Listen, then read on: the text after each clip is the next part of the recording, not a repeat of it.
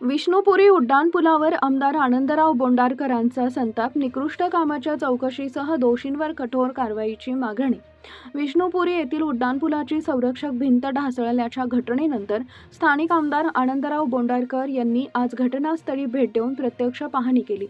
पुलावरील परिस्थितीची पाहणी करताना त्यांनी संबंधित बांधकाम यंत्रणा व जबाबदार अधिकाऱ्यांवर तीव्र नाराजी व्यक्त केली आहे.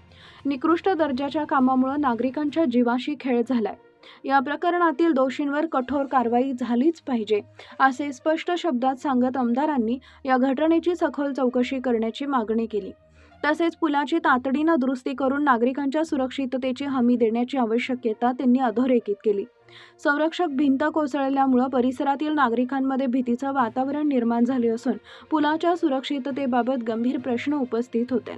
स्थानिक नागरिकांनीही या घटनेबाबत संताप व्यक्त करत दोषींवर तातडीने कारवाई करण्याची मागणी केली आहे. दरम्यान आमदारांच्या पाहणी दरम्यानचा व्हिडिओ सोशल मीडियावर मोठ्या प्रमाणात व्हायरल होत असून प्रशासनाने या प्रकरणाची गांभीर्याने दखल घेऊन योग्य ती कारवाई करावी अशी मागणी सर्व स्तरातून होत आहे.